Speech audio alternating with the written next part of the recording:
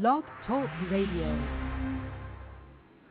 Good morning, everyone. This is Laurie Smith on Blog Talk Radio, and it is January the 27th, 5:30 in the morning here, Wednesday morning. I'm just happy to be here. This is one child abuse survivor to another, and this is Monday through Friday, just a 15-minute chat in the morning. I have to do it so early because I have to get ready for work, so I just do this show before I have to start getting ready to go to work. So that's why it's on so early.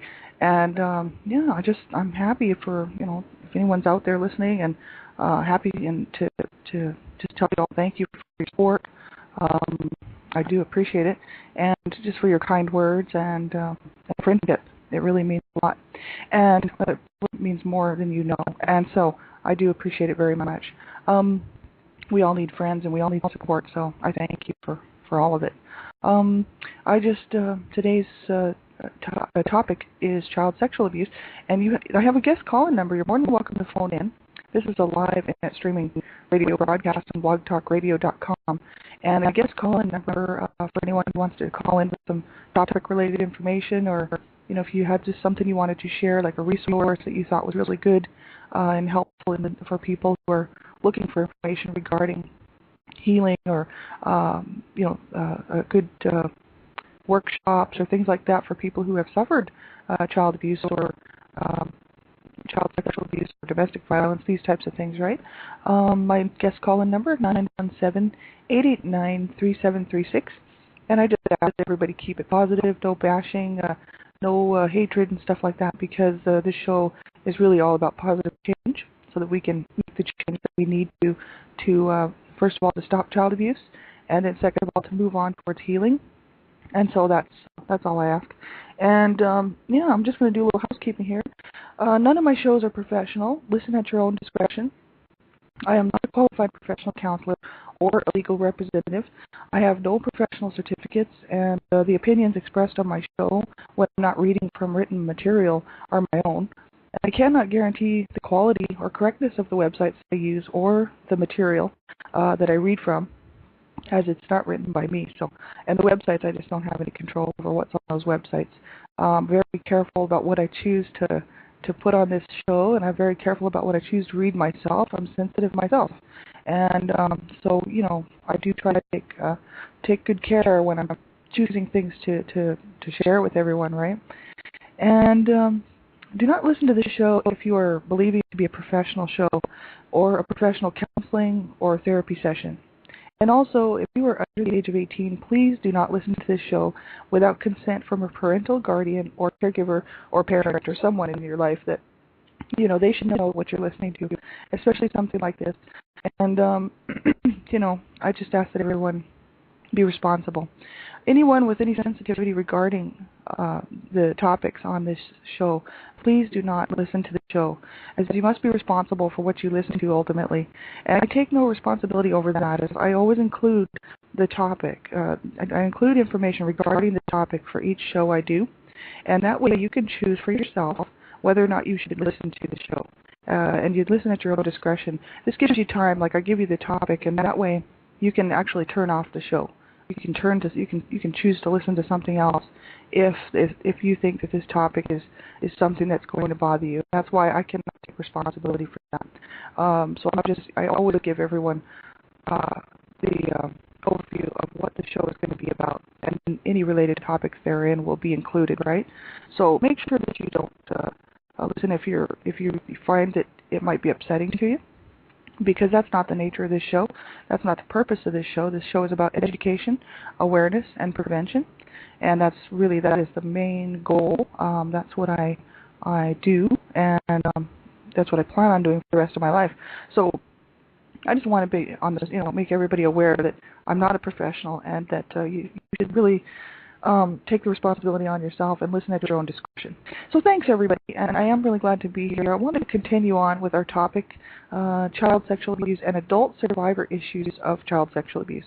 So if that topic might bother you, and it might cause you to be just uncomfortable, please don't listen to the show. Hang up, turn the channel right now, because that's what we're covering today. And otherwise, we'll just get right into it.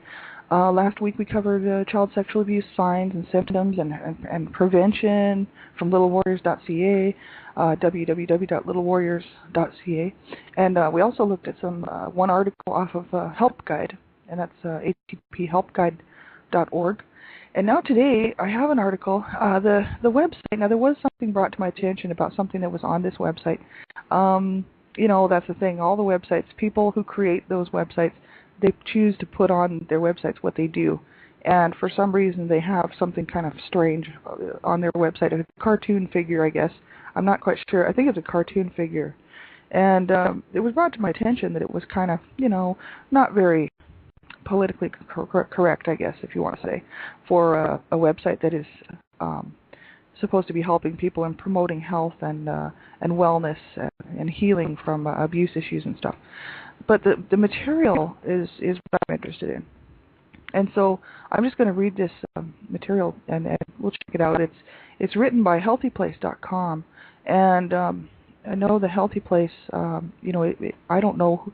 I'm not concerned with who they're affiliated with. I guess they're affiliated with a drug company, like a pharmaceutical company. But some people do need medication, and that's a fact. And some people, just can't live without medication. So I'm not against medication when it's used for the right reasons. So, I mean, if it's just prescribed for and abused, then it's no good. But if it's used properly and used when it should be, then I don't see anything wrong with that.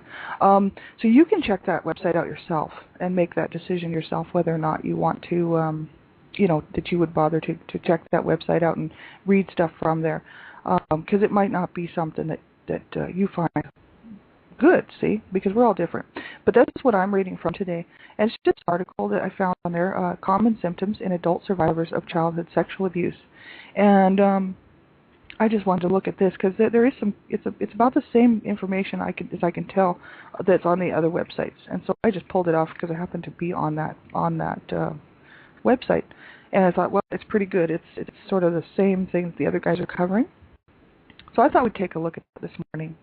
And you can go there too, and I believe it's just www.healthyplace.com, and it's the Common Symptoms in Adult Survivors of Childhood Sexual Abuse. So I'm going to start reading just right from the page. I'm not adding anything in or taking anything away. I'm just going to read right what they say here, and I'm very sensitive to what I read on the air, so just so everybody knows. Physical, psychological, and behavioral symptoms experienced by adults sexually abused as children, and the impact child sexual abuse has on its adult victims. Now this is what they're going to talk about: physical symptoms of childhood sexual abuse, and also psychological and behavioral symptoms of childhood sexual abuse. And then they go on to talk about the after effects of child sexual abuse in adults. And so I thought it was a sort of a good place to start. And I'm just reading from the page. This is their material. Physical symptoms of childhood sexual abuse. They list off chronic pelvic pain, gastrointestinal symptoms and distress, musculoskeletal complaints, obesity, eating disorders, insomnia, sleep disorders, pseudopsoriasis, sexual dysfunction, asthma, respiratory ailments, and addiction, chronic headache, and chronic back pain. Now, these are things that they listed as physical symptoms of people who suffered childhood sexual abuse. And I've on other websites when I run into information like that, they usually include the statement that some or all of the symptoms, might not be experienced by someone who suffered childhood abuse of any kind, right? You might experience some, like myself, might have experienced some of them. Or I might experience none of them. Right now, it's just everyone is different, and that's just how it is. Right? We are all different and handle things differently. So those are just some of the physical symptoms of childhood sexual abuse that they're listing there, that they think that probably most people. I don't know. I didn't write the article. Most people who suffered childhood sexual abuse might suffer through with. Right? They probably have seen this in studies and stuff. The article didn't quite explain that, but most of them do. Like I like. Helpguide.org, but they didn't go into too much on childhood sexual abuse, and I really wanted to cover this. This is a topic that, should be talked about more. It should be in the public eye because children are being sexually abused all the time, and not every child, thank God, but there's so many that are. We really need to stop it. And the only way to stop it is to become educated on the issues surrounding it, and then decide how to go about, making some real change for children out there, so that they don't have to suffer childhood sexual abuse or any kind of abuse. So that's why education is really, to me, is the key. We have to become educated, and we have to then go about this in the proper way. And and that is to find out exactly what the problem is and then go for it, and get something done about it. Too many children are suffering from childhood sexual abuse, and also just any and all physical abuse, verbal abuse, emotional abuse, just the whole thing, right? And they're dying at the hands of their caregivers and parents.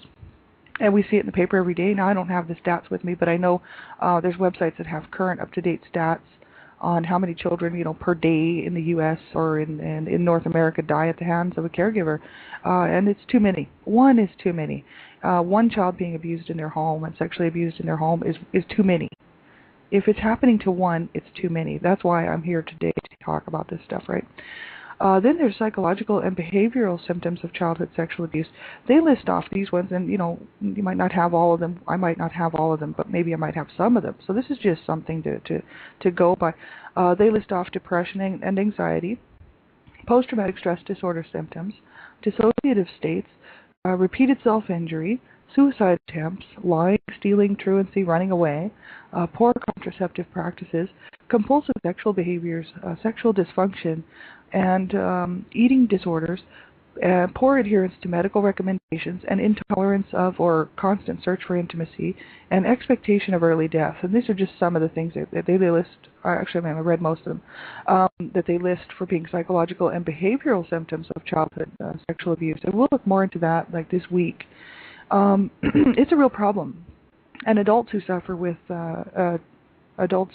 childhood sexual abuse, really, adult survivors, a lot of that could be possible. I know I myself, a lot of that really pertains to me. So, this is just information that could be very helpful to someone, so they know, that you're not alone, first of all, and that it wasn't your fault, and that you need to get professional help if you are suffering. Because honestly, I probably will seek professional help down the road. I'm not kidding about that. The professionals are trained, and if you run into a bad professional, just move on to another one. That's what I say, because that's what I'm going to do. I'm going to look for somebody who I find is really going to help make a difference, in my life. And I tell you, I'll just keep looking till I find a good one. And that's what I would hope that you would do too. And that you would just keep reaching out and keep, looking for that support and that network of people who can help you get through the day, right? Because, we, as survivors really have to, sort of be proactive on our own, so we can have a good life, right? That's what I find, is that there's so many people out there who are helping people, and there's so many support groups that you can hook up to, where you can get some support from people who know exactly what you've been through and exactly what you're going through, right? So important. Well, we've got about a minute left, and I just wanted to read out a few references here. There's the Petroluna Foundation, www.plunafoundation.com. And Petroluna, she's awesome, and she's got, a war on abuse. That is so awesome. She's a voice for the children, and the mission of the P. Luna Foundation fights child abuse by creating innovative programs to educate, aid law enforcement, and build awareness about the growing epidemic of child abuse and exploitation. And she has a blog at petroluna.blogspot.com, Petroluna War on Abuse, a personal blog. Check that out. That's so good. And then there's Suicide Crisis and Suicide Prevention info at www.suicide.org, and DreamCatchersForAbusedChildren.com, http DreamCatchersForAbusedChildren. I volunteer for them. Highly recommend their website. They have some awesome really some very good information on their website. There is the Real Grace for Women Network, www.realgracenetwork.org, and that is a faith-based organization designed to guide women who have been wounded and abused along the path of healing. So there's so many resources. If you need some, get a hold of me. I hope you have a great day. I'll be back on tonight at 9:30, and take care, everybody. Make sure you reach out and get some help. And don't suffer in silence, and don't suffer alone, okay? And just take really good care of yourself, because you do deserve it, and you do count, and you do matter. Bye, everyone, for now. Talk to you later.